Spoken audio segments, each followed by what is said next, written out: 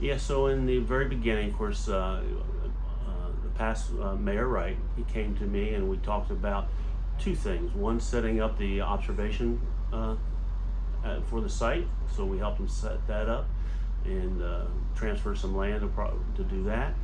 And then shortly after that, about the same time, the Marble Festival idea came into being. So we've always been a long time sponsor of that, and how the marble is so important to Sylacauga, and of course it's good to promote such a valuable resource. And of course, the resource has been around since the early 1800s, and we're proud to have had this long 170, 180 year history here in Sylacauga. Observation point, we're looking at what we call our North Quarry. Right now it's a non-active mining quarry, but it will become active in the next several years. And this is probably this first area that the mines in Sylacauga would have been cutting out blocks. So at the very top of the far outlook, they would have been cutting up blocks. They would have been had derricks there. They would have had saws in the quarry, cutting out large blocks. Of course, we're still in Sylacauga. We're still doing that down in the Fayetteville area. And then there would have been multiple artisans in the town, because there was actually, Gant's Quarry was actually a working operation. You know, it had its own school and churches and post office and all that. So it would have been so between the mid 1800s up into the mid 1920s, it would have been more of an artisan type operation more than anything. Okay. And of course, what it's evolved into now, what we do today, is more of industrial type uses for the product. So what makes the marble in Sylacauga so special is, at least for the artisans, is it's very fine grain. So it's actually comparable to Italian marbles, so that they can do very intricate sculptures and not have pieces pop out while you're halfway through it. So I'm sure it's a less frustrating marble to work with. What's really unique here is it's such a huge deposit. Of course, the marble seam in Sylacauga area is almost 35 miles in length.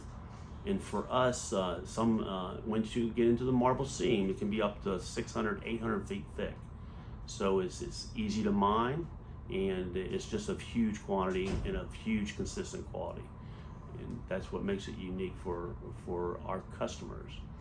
Because in our business, we're offering a industrial mineral that is low cost, and for the most part, we're trying to displace high cost other minerals or polymers.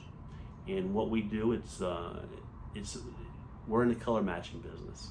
So that we sell a lot to the paint industry, like a Sherwin-Williams, and they want the color of our product to be the same 25 years ago as it is today, and 25 years in the future, so that they don't have to adjust their formulas to make their final products.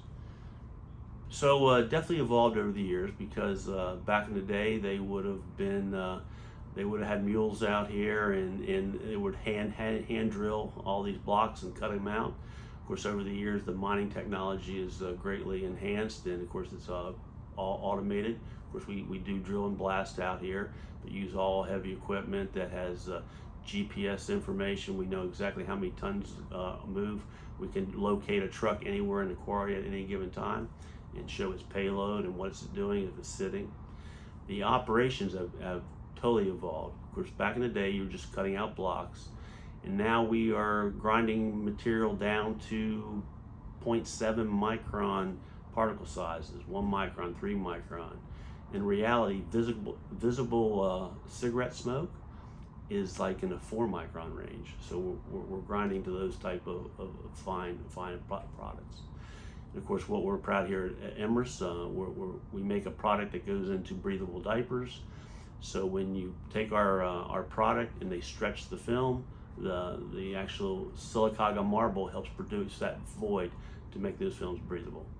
And but the technology, I mean, we have optical sorters where we can take digital pictures of the stone and classify it into quality.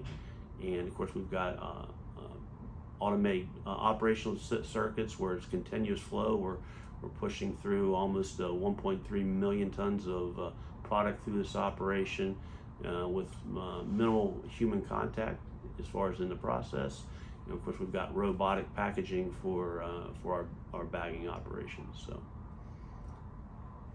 there again, we're always evolving. I mean, you think of a operation that's been here for 170 years, but every year we're changing technologies to match what our customers need.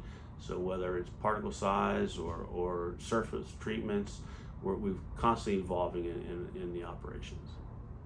Well, I mean, I think it's just highlighting the marble, highlighting what we have here is very unique globally. So it's highlighting that and giving the people an opportunity to come see what we have, what we do, what we're capable of, and that's a big part of the community. So here at Imerys, our average tenure is 25 years. You know, it is a generational facility. You know, most people here, if you go and talk with them, they're going to say, hey, my dad worked here, my granddad worked here, my uncle worked here. And that's, you know, 90% of the facility has that. You know, the people we hire now is someone's son or someone's daughter or cousin. Everybody's related. So it's a close-knit business operation. It's a close-knit community. There's not very many people in this city or in the county or even surrounding counties that this plant don't touch in some way.